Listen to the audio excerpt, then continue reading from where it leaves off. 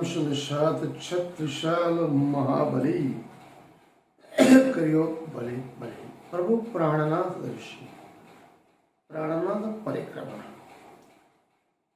प्रथम चौपाई से प्राणनाथ नजमलपति से महाराज सुनाम तेज कुंवर श्यामा युगल पिया पल पल करो। कल हमने बताया ज्यादातर वक्ताए धर्मगुरु या प्रचक बुलंद स्वर में इस चौपाई को गाते हैं, लेकिन जितने भी शुद्ध शास्त्र है उसका गुण अर्थ समझ नहीं पाते। अगर ये दो सेंटेंस के अगर चौपाई अगर समझ में आ जाए तो कथनी करनी में धरातल तक इतना फेरफार हो जाएगा, मनुष्य केवल प्रेम के अलावा कोई बात नहीं करेगा। किसी भी प्रकार का प्रपंच हो, ईर्ष्या हो, द्वेष हो या तृष्णा हो, केवल उस परम तत्व है जहाँ पर केवल प्रेम की परिभाषा है, उसकी ही वो बात करता है।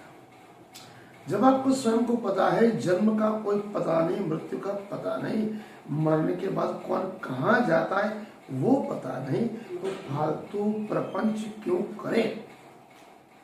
जब उस परब्रह्म परमात्मा अनादि परमात्मा के लिए सभी मानव मात्र एक समान विश्व बंधुत्व, प्रेम, स्नेह, दया, करुणा एवं अहिंसा है, तो आप उस पथ पे या प्राणनाथ सिराज जी सियानावरी कृष्ण परमात्मा के पद चिन्हों पर क्यों नहीं चलते। जब आप उनको धनी मानते हो, पिया मानते हो, दुल्हा मानते हो और स्वयं को उनकी दुल्हन मानते हो, तुम दुल्हा में दुल्हन और न जानो बात ऐसा बोलते हो। अगर जब उनको दुल्हा मानते हो तो दुल्हन क्या करेगी, जैसा पति चाहेगा, पति सोचेगा, पति बोलेगा, पति ने जो कहा है उसी कदमों तले आप नहीं चलते। जाने जाने में आप उनका द्रोह कर रहे हैं, उनके साथ छल कपट कर रहे हैं, ऐसा मेरा मानना है। चाहे वो कितना भी धर्म प्रचारक हो, धर्म गुरु हो या सदगुरु। तो आज बादशाह अकबर की भी थोड़ी हिस्ट्री, एक ऐसी कहानी जो मैं आपको सुनाना चाहता हूं। अकबर बादशाह के दरबार कितनी रानियां थी, हिंदू पक्ष की भी थी, मुस्लिम पक्ष की। एक रानी थी जिसका नाम था हमीदा, बहुत खूबसूरत, चंचल, चपल, सुंदर। बादशाह अकबर को बहुत प्यारी थी, लाडली थी। स्वाभाविक है दूसरी रानियों में ईर्ष्या हो गई, ईर्ष्या पनपती थी। अंदरूनी अंदर हमीदा को डर था, कहीं बादशाह अकबर मेरे पास से दूसरी रानी की ओर चले जाए तो, उनके प्रेम में कुछ कमी आए तो उनकी जो हिंदू पक्ष की रानी थी लीलावती, प्रणाम, लीलावती थी, उसको समझाया कि आप ऐसा करिए, आपके गुरु बहुत महान है, तंत्र मंत्र कुछ जानते हैं, तो ऐसा वशीकरण कर, ऐसा मुझे तावीज बना के दे ताकि मैं अपने पति अकबर की प्यारी रहूं, चहीती रहूं। तो लीलावती ने बोला कोई बात नहीं, मैं विठल गुरु जी से बात करूंगी। लीलावती जब अभ्यास करने गए तो विठल दास गुरु महान थे, तंत्र मंत्र की बात तो नहीं। जब लीलावती जी ने हमीदा की बातों को समझाया तो गुरु जी ने बोला ठीक है, कोई बात नहीं, मैं कुछ मंत्र लिख के दे देता हूँ, उसको ताबीज में बना के उसको बोलना कराए भी बांध दे। तो विठलदास जी गुरु जी ने उसमें जो क्या लिखा है वो मैं आपको सुनाना चाहता हूँ।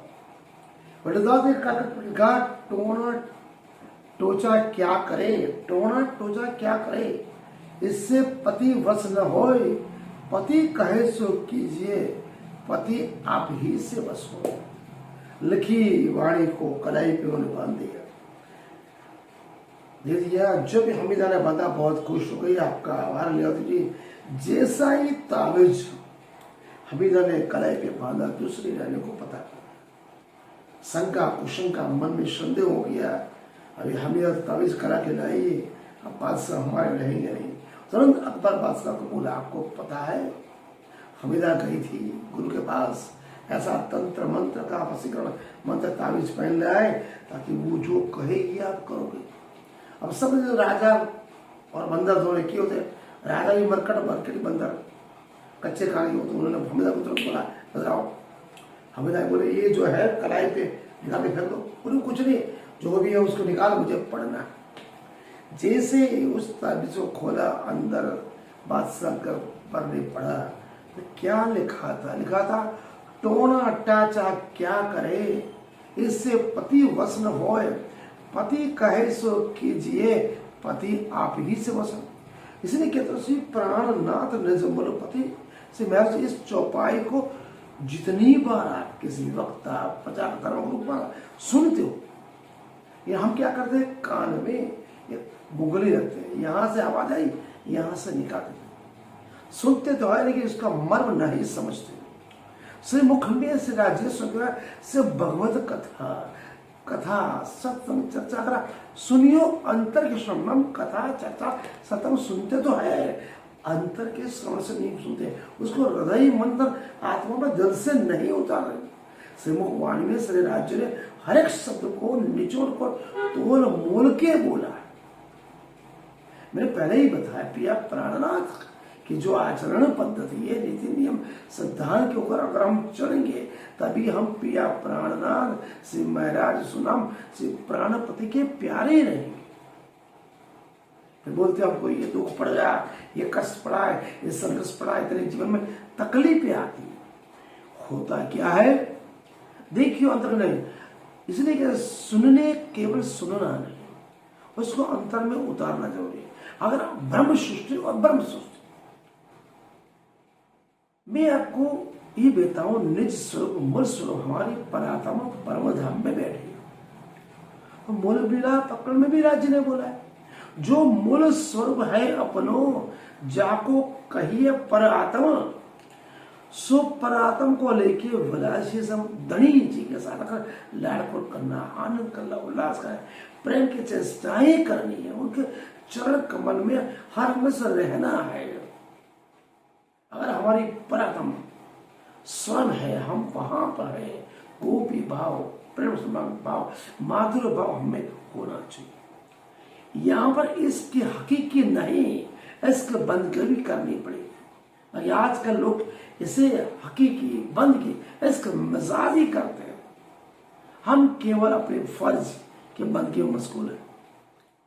साफ साफ मनाही किया हुआ है, फर्ज बंदगी से हक दूर, इसका बंदगी एक हजूर, मतलब कहने का मतलब इलम चातुरी खुशी अंकी यही ना देवे देख रहे मेरे दुल्हे का मुकुल।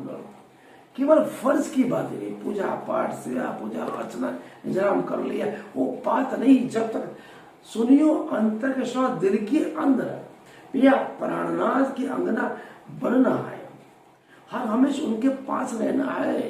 तो प्रिया प्राणनाथ के नीति नियम सिद्धांत और आचरण को रहने करने कथनी अगर जब तक हम अपने निजी जीवन के साथ साथ हृदय मंत्र आत्मा में नहीं उतारेंगे तब तक ये कुछ भी संभव नहीं। मैंने आपको बताने का छोटा सा प्रयास किया।